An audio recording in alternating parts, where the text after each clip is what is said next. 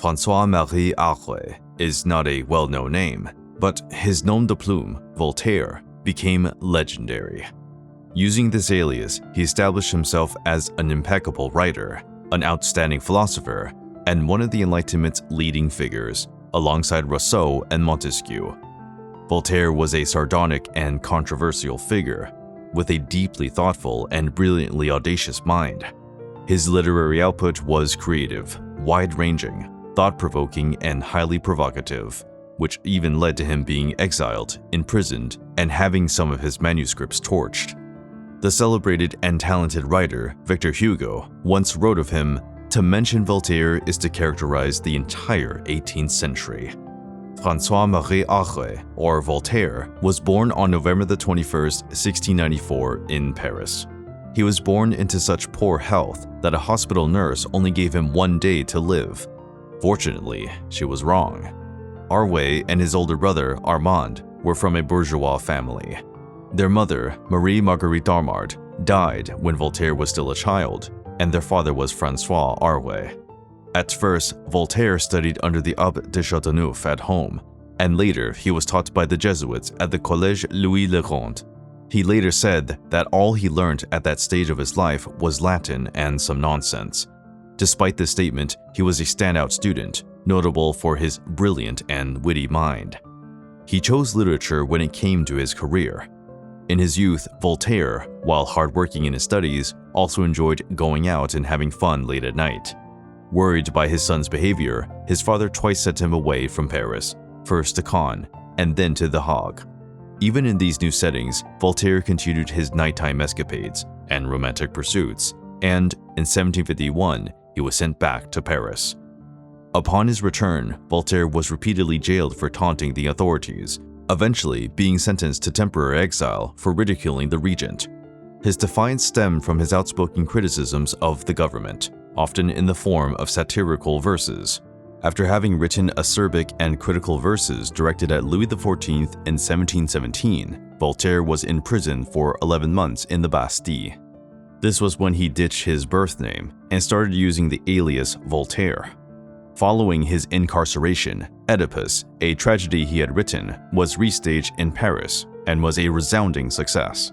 Voltaire earned a hefty sum for the performance, and it helped him to properly sort out his life. Later, following the success of Oedipus, and after enjoying a period of freedom, Voltaire, at the age of 32, headed back to the Bastille after a dispute with the nobleman Chanon. He spent a few weeks there and was later exiled to England, where he stayed for 30 months. England was a crucial time in the French writer's life. He soon learnt the English language, studied the local culture, and became familiar with the country's literary, philosophical, and scientific classics. He was particularly drawn to the works of the philosopher John Locke and the physicist Isaac Newton, among the many authors he met. Voltaire was fascinated and thrilled by England, which he believed to be a freer and more prosperous country than France. During this period, he authored the essay English Letters, one of his most acclaimed works. He extolled the glorious free spirit and intellectual interdependence that prevailed in the country. Not only did he laud these positive aspects of England, but he also contrasted them with France, mentioning some delays and setbacks in his homeland. Despite his infatuation with England, the writer returned to Paris in 1729, and, without his permission, the English Letters were published in his home country. The Paris Parliament raged against the work and ordered copies of the book to be publicly burned in the parliamentary courtyard. Voltaire, aware of the controversy he had caused, and before he could be thrown back into the Bastille, left Paris for Cirey, where he stayed at the chateau of the scholar Marquis de Châtelet, with whom he developed a love affair. His time in Cirey was fruitful, authoring significant books there, such as The Death of Caesar, Elements of the Philosophy of Newton, The Metaphysics of Newton, and others. Voltaire even had a laboratory in the castle to conduct scientific research and studies. The romance between Voltaire and the Marquis lasted around 15 years. In 1745, the couple moved to Paris, and after spending a few years in the city, the Marquis fell in love with the Marquise de Saint-Lambert, and the relationship between her and Voltaire finally ended. Despite the breakup, his stay in Paris was positive because, on April 15, 1746, the king appointed Voltaire as France's historiographer. Shortly after their relationship ended, two important works by Voltaire were published, Micromegas and Zadig, with the latter being one of his most important books. Albeit short, it contains considerable philosophical depth. The plot involves planet Earth being visited by a gigantic being from Sirius. Many philosophical reflections unfold during the extraterrestrial's long journey. It's a light read that reflects on several aspects of our reality. Zadig became one of Voltaire's most famous works. Zadig is the story's key character, with the entire narrative evolving around him. The protagonist is a wise Babylonian thinker who goes through many adventures sparked by how dynamic his destiny is. Apart from these two books, Voltaire kept writing and went on to publish many other works, and his pieces often contained biting criticism laced with humor and irony. He attacked absolutism, the church, superstition, and the nobility.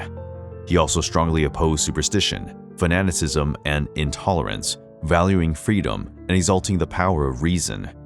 With his writings, Voltaire hoped to persuade people to think for themselves and break away from the constraints and traditions imposed upon them.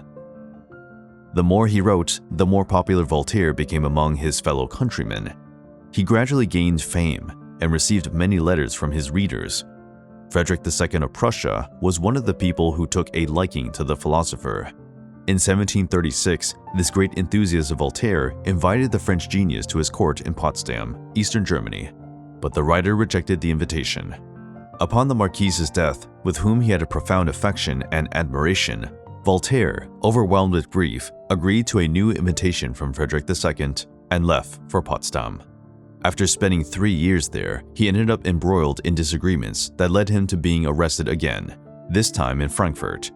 He was released after spending some time in prison and wanted to return to Paris, but was shocked by the news that he had been exiled from his country. Voltaire found himself somewhat at a loss, wondering what options he had and where he could go. He finally bought a property called Les Délices and settled there for a while until 1758 he moved to Ferney, on the border between Switzerland and France. The Portuguese capital, Lisbon, was struck by a devastating earthquake in 1755, leaving many people dead.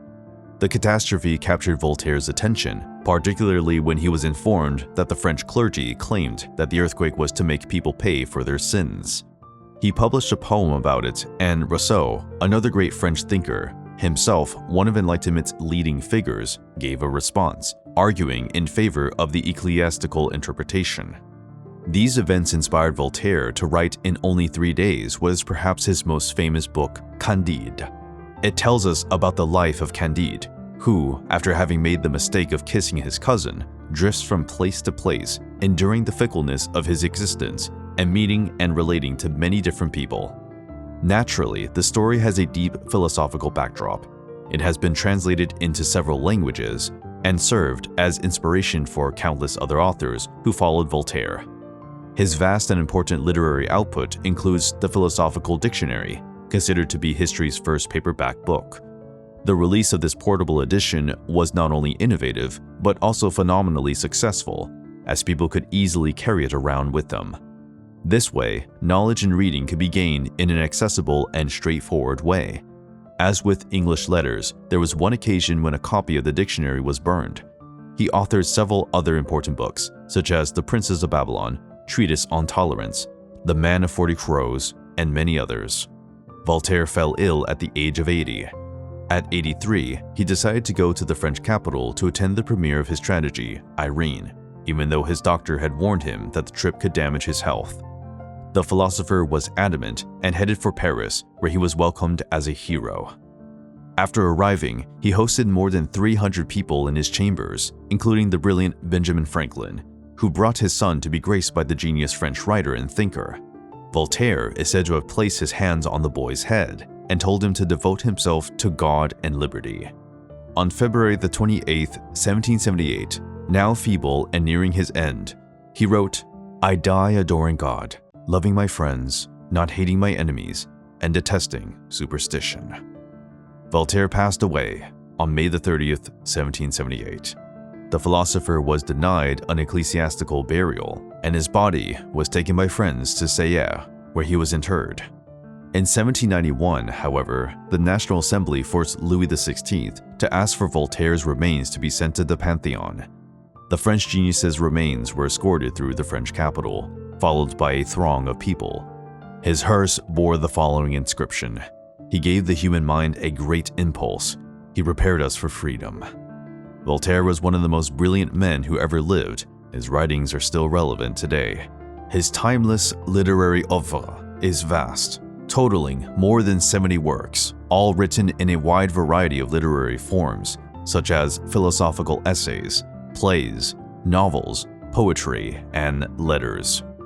Voltaire urged his contemporaries to reflect more critically on distinct aspects of their daily lives through his insights and compelling writing, and his literary legacy lives on, prompting readers to ponder existence more deeply.